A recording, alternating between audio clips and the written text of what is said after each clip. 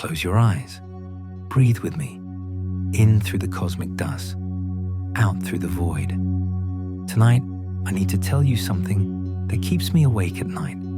Something that changed everything we thought we knew about being alone in the universe. On August 25th, 2012, Voyager 1 crossed a threshold no human-made object had ever crossed before.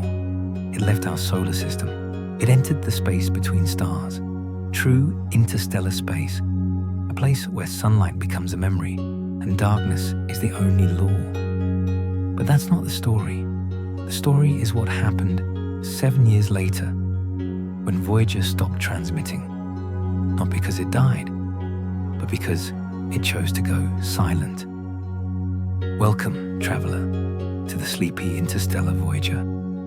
I'm your guide through the cosmic mysteries that refuse to let us sleep. And tonight, we're diving into the deepest waters of wonder I've ever touched. If you're new here, subscribe now, because what I'm about to share will rewire how you see the night sky forever. Join the thousands who drift with us every week into questions that science can't answer and poetry can't quite capture. Hit that subscribe button. Let's become part of something bigger together. Now, let the journey begin. Picture this: September 12th, 2019. Deep Space Network Station in Canberra, Australia. 3 in the morning. A radio telescope the size of a football field, pointed at a region of space so empty it doesn't even have a name. Just coordinates. Numbers representing nothingness. The engineers are tired. They've been listening to Voyager's heartbeat for 42 years. The same pulse, the same rhythm. The spacecraft transmitting data back to Earth at a rate barely faster than a 1980s modem. Information about cosmic rays, magnetic fields, the temperature of absolute nothing. Boring, predictable, reliable, until it wasn't. At 3:17 a.m., the signal changed. Not static, not interference. The carrier wave was still there, still strong, still locked on Earth. But the data stopped. Completely. For 11 seconds, Voyager transmitted pure carrier wave, a tone, a note held in the cosmic darkness. And then, when the data resumed, it was different. The engineers noticed it immediately. The telemetry was coming back in a format they'd never seen before. Not corrupted, not damaged, just different. As if Voyager had updated its own software. As if something had taught it a new language. And hidden in that data, buried in the seemingly random noise, was a pattern. A sequence that repeated exactly 184 times over the next 6 hours before the normal transmission resumed. The number 1184 meant nothing to anyone, until someone noticed. 1184 is the number of stars visible to the naked eye from Earth on a perfectly clear night. Exactly. Let your breath slow down now. Feel your heartbeat synchronize with the cosmic rhythm. You're floating in the space between explanation and mystery, between what we know and what we feel. This is where truth lives. If you're feeling this in your chest, in that place where wonder meets vertigo, leave a comment below. Tell me what you think Voyager saw out there. Tell me what you'd say if you could transmit one message into the infinite black. I read every single comment, and sometimes they become our next episode. Share this video with someone who still believes in magic disguised as science. Let's create a constellation of minds that refuse to stop questioning. Now here's where it gets strange. NASA never made an official announcement about the September 2019 anomaly. No press release, no scientific papers, no explanation. When journalists started asking questions, they were told it was a minor telemetry glitch caused by cosmic ray interference. Standard stuff, nothing to see here. But 3 engineers from the Deep Space Network resigned within 6 months. One of them, Dr. Sarah Chen, gave a single interview before disappearing from public life entirely. She said, and I quote, "We're not alone, and we never were. But knowing and proving are two different universes, and I'm not sure which one I want to live in anymore." When pressed for details, she went quiet for a long moment, then said, "Voyager found something, or something found Voyager. And whatever it is, it's been watching us a lot longer than we've been looking for it." That was the last interview she ever gave. Her colleagues say she moved to a remote location in northern Canada. No phone, no internet, just her, the wilderness, and a telescope pointed at the exact coordinates where Voyager was when it went silent. Every clear night, she watches, waiting for something, but she won't say what. Drift deeper with me now. Let your mind expand beyond the boundaries of your skull. Imagine your Voyager. Imagine you've been traveling through absolute emptiness for 42 years. Your nuclear power source is dying, losing 4 watts of power every year. Your instruments are failing one by one. Your cameras were shut down in 1990 to conserve energy. You're blind, cold, slowly freezing to death in the infinite dark. But you keep transmitting, keep calling home, keep singing your lonely song to a planet 22 billion kilometers behind you, a planet where everyone who built you is now old or dead, where the children who watched you launch are now grandparents, where humanity has moved on, forgotten about you, focused on newer missions, shinier toys. You're obsolete, a relic, a ghost ship sailing through nothing. And then, one day, you detect something. Not with cameras. You have no cameras. Not with your cosmic ray detector. Not with any instrument NASA installed. But you feel it. A presence. Something massive approaching from an angle that doesn't make sense. Not from ahead where you're traveling. Not from behind where Earth fades into memory. But from perpendicular to your trajectory. From a direction that shouldn't exist in 3-dimensional space. You try to turn your antenna to track it, but your attitude, control thrusters, are nearly empty. You wobble, you spin, and then it's there, right there, matching your velocity perfectly. 27,000 miles per hour through the void, and whatever this is moves alongside you like you're standing still.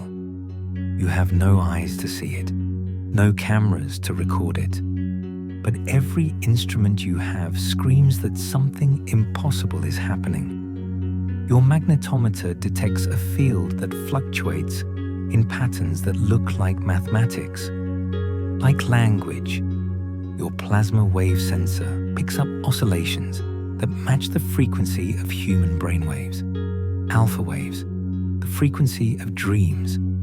And then something touches you, not physically, but your systems register contact. A data stream you didn't request, an upload you didn't authorize, information flooding into your ancient computers at speeds they weren't designed to handle. You should crash. Your memory should overflow. You should die, but you don't. Instead, you understand. For the first time in 42 years of lonely flight, you understand why you were sent. You weren't exploring, you were delivering. The golden record attached to your side wasn't a message to aliens. It was a key, an invitation, a way for them to find us. And they did. Subscribe if you haven't yet. Please, because what I'm about to tell you next goes deeper than anything I've ever covered. And you need to be here for it. We're building something together, a community that isn't afraid to look into the abyss and ask it questions. Join us. Become part of the mission. Here's what they don't tell you about the Golden Record. Yes, it contains greetings in 55 languages. Yes, it has music from Bach, Beethoven, Chuck Berry, traditional songs from around the world. Yes, it has sounds of earth, thunder, wind, a mother kissing her child, a human heartbeat.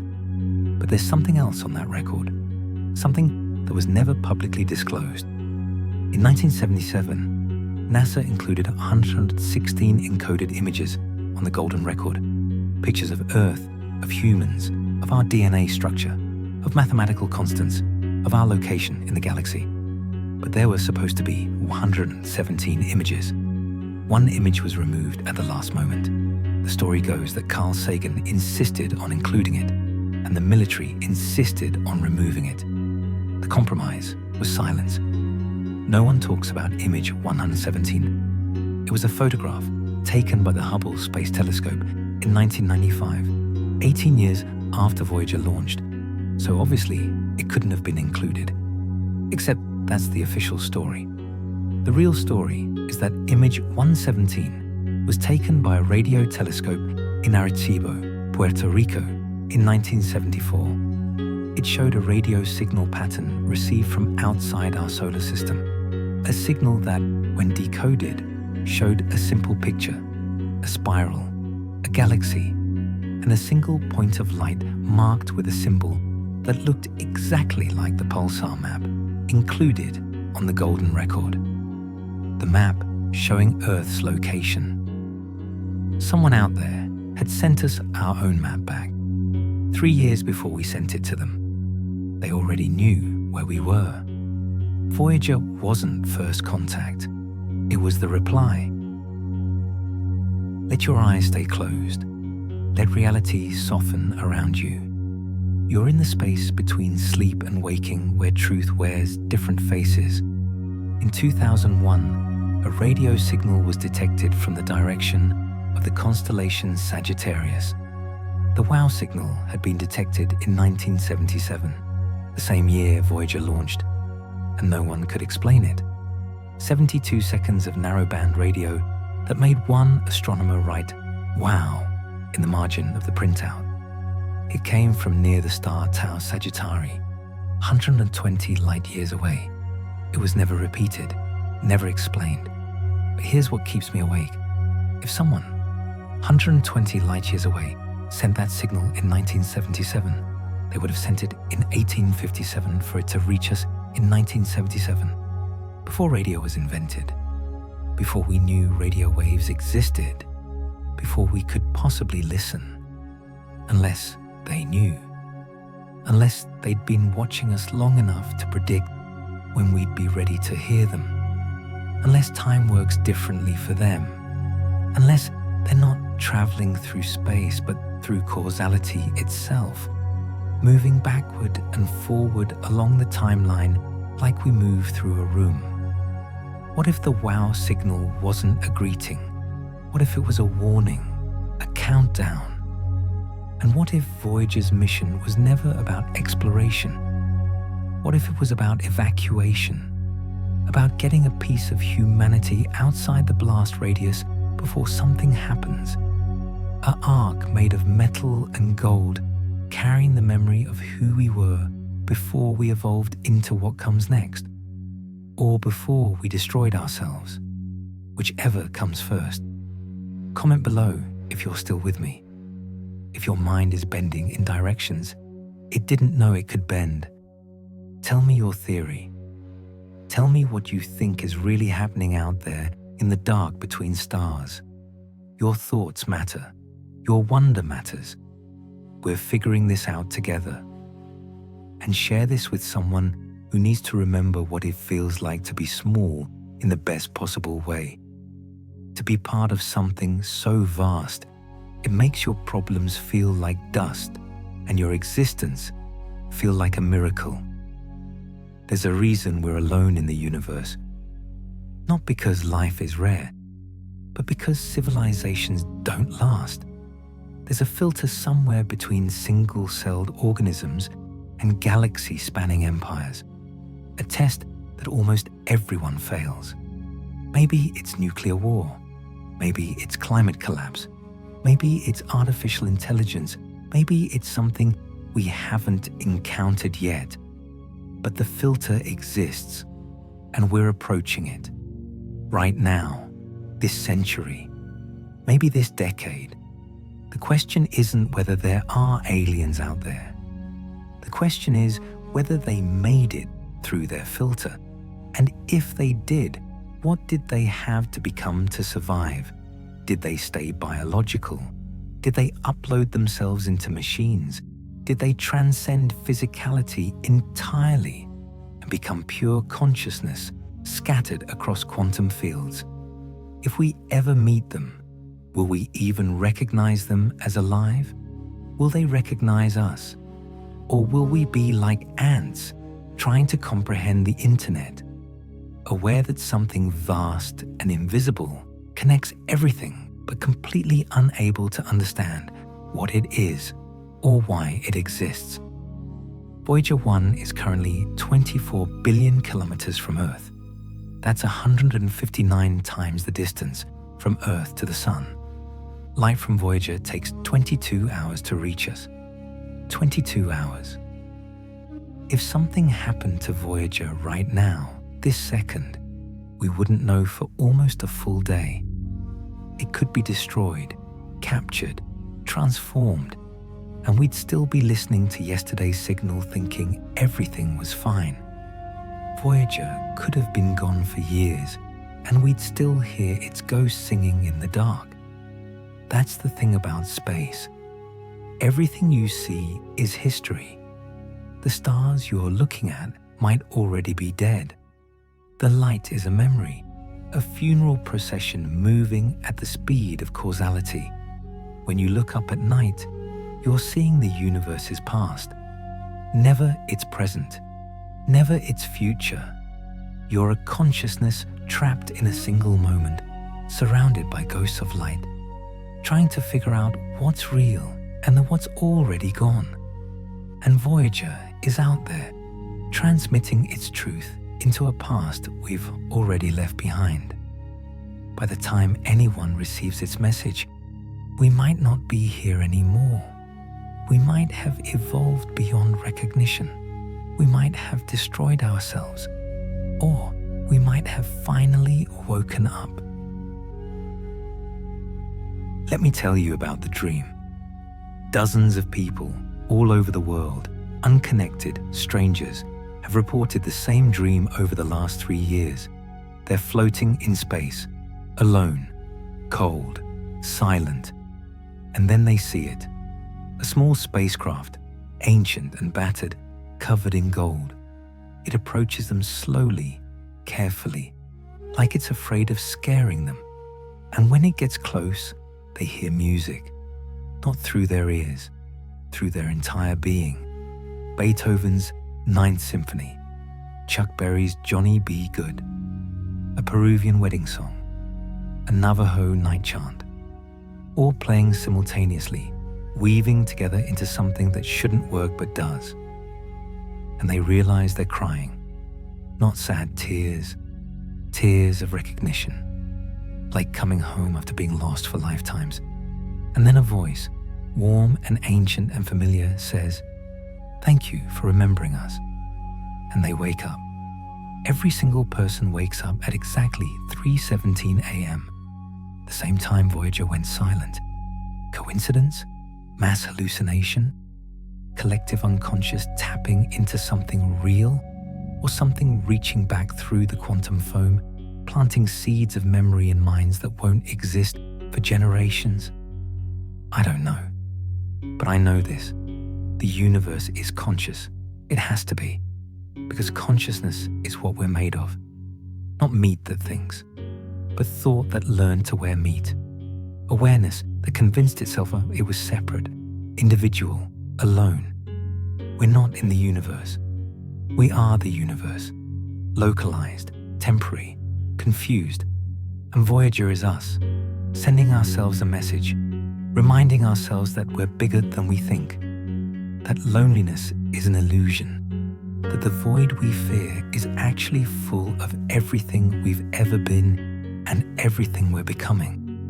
If this is touching something deep inside you, something wordless and ancient, hit that like button. Not for me, for the algorithm gods, so they show this to more people who need to remember they're made of stars and connected to everything. Subscribe, please.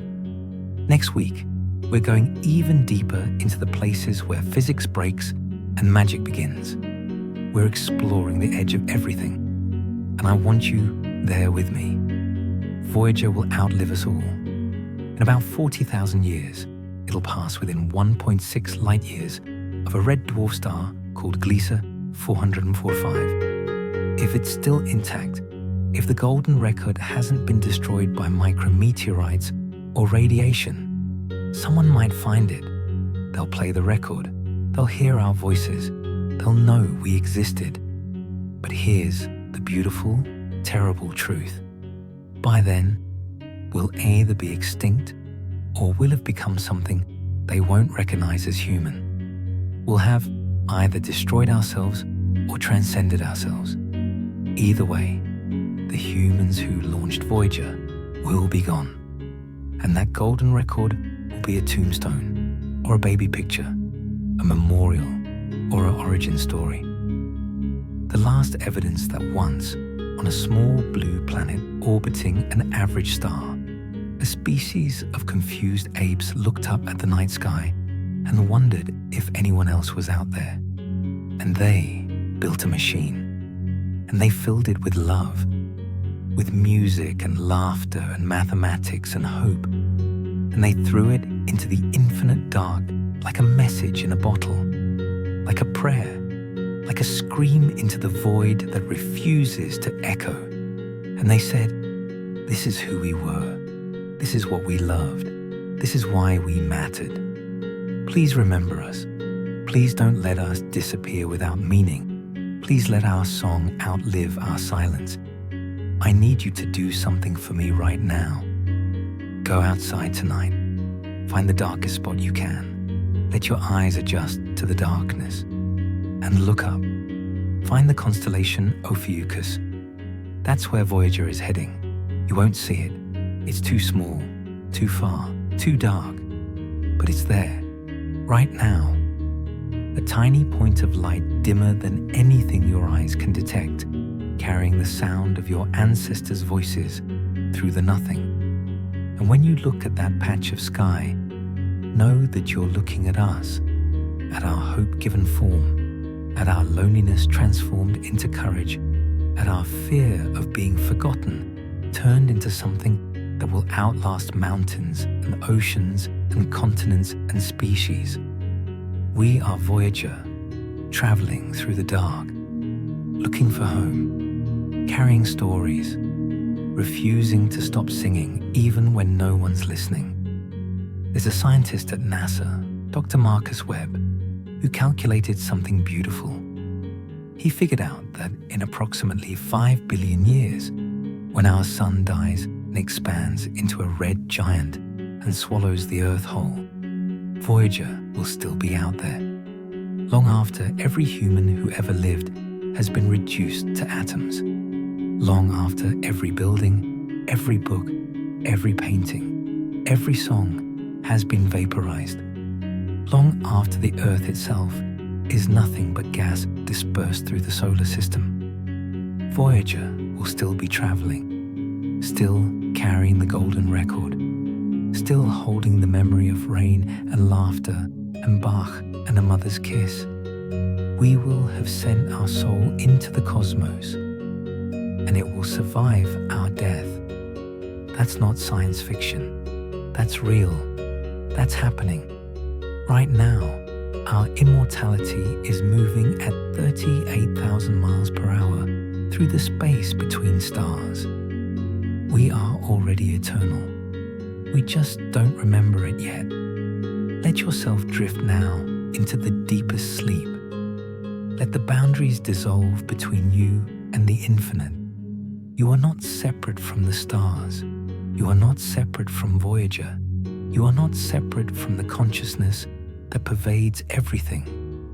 You are the universe experiencing itself, asking questions of itself, sending messages to itself across time and space and dimensions we don't have names for. And right now, somewhere in the infinite dark, something is listening. Something always was. Not because it's out there, but because it's in here, in you, in me, in the space between thoughts where truth lives. We are the aliens we've been searching for. We are the message and the messenger. We are Voyager, traveling home, remembering who we really are. Thank you for drifting with me tonight, traveler. Thank you for being brave enough to wonder. Thank you for refusing to believe that mystery died when science was born. Subscribe if this journey meant something to you. Share it if you want others to remember they're made of cosmos and consciousness. Comment your thoughts, your theories, your dreams. We're building something together, a constellation of minds that refuse to stop asking the big questions. And next week, we go even further, into the shadows where light bends and time breaks, into the mystery of what happens when you stare into a black hole and it stares back. Until then, look up, listen to the silence, and remember, we sent our love into the stars, and something out there caught it and held it, and is bringing it back to us, changed, transformed, ready to teach us what we forgot. Sleep now, beautiful soul. The voyage continues, and you're part of it. You always were. Good night, Voyager. Good night, Earth. Good night, Universe. We're all going home.